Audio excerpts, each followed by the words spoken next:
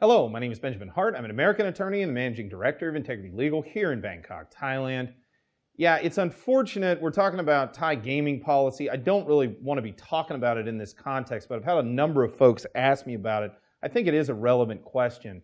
For those who are unaware, there was a recent fire at one of the border casinos, which, for those who are unaware, Cambodia has legalized gambling. Thailand doesn't. At least they don't have legalized casino gambling. As we've noted in other videos, lottery and racing are both legal here in Thailand under certain circumstances, but casino gambling is not legal. And there are a number of folks, especially Thai nationals, that live relatively close to the border, that like to go across the border into Cambodia and engage in gambling there, and then return home or whatever, hopefully with their winnings. Although if the odds are anything to go by, probably not with their winnings.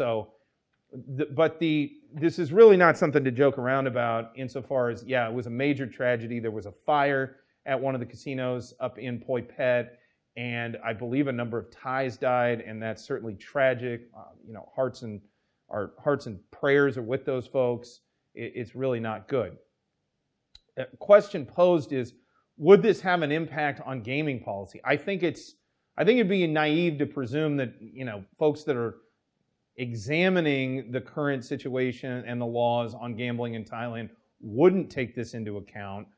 I think there's a strong argument to be made that it would probably have been better off that folks could go to a legal venue in Thailand that was properly regulated. Look, at the end of the day, and I'm not trying to cast aspersions on Cambodia, but it does not have the same level of infrastructure as Thailand by any stretch of the imagination. It definitely does not have the compliance mechanisms that are in place in Thailand, especially dealing with things like fire safety, as has been evidenced by this fire itself. Now, that said, it's not as if Thailand doesn't have fires. It can happen. But as far as, the measures that are put in place to prevent such things, Thailand definitely has much more infrastructure in those terms than does Cambodia. Again, not trying to cast aspersions anywhere, just is what it is. I've actually been to the border casinos in Poi Phet in the past, personally. And again, this was over a decade ago that I was last there. But and I'm sure they've changed probably substantially. But I remember thinking at the time that, yeah, it was kind of a seat of the pants kind of operation. It was set up, in my opinion, yeah, there were buildings and things, but it was kind of an ad hoc setup. It definitely didn't have any level of infrastructure that I was ever used to when going to a casino. And bear in mind, I worked in a casino for almost 5 years when I was in law school. So again, when I was in law school and after law school for that matter. But again, so I've been around casinos before. This wasn't anything like I'd ever seen. Now, that said, could it impact Thai policy on gambling? As we've noted in other videos, Thailand is really looking at, especially policymakers in Thailand, are really looking at the possibility of bringing gambling into Thailand.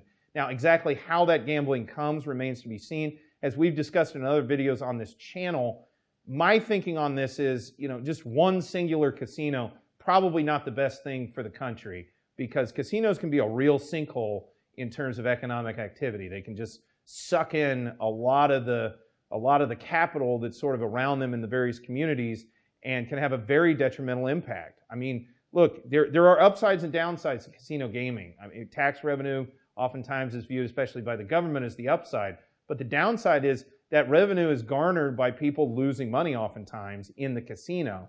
And those people that lose money live in that community.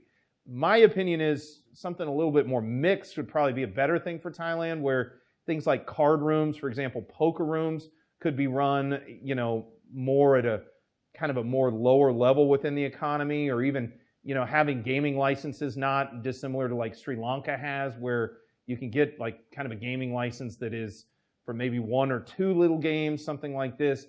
I think that could be much more beneficial for the country insofar as it would allow kind of a sharing of the wealth, so to speak, that could be garnered from these casinos and garnered from gambling. But again, bear in mind, gambling is not something to bring online lightly, especially in a jurisdiction that hasn't had it in quite some time or ever. And for that reason, it's definitely something to think long and hard about. But is it possible that, the situation that occurred up at the border may cause policymakers to rethink gaming policy in Thailand, I think it's definitely a distinct possibility.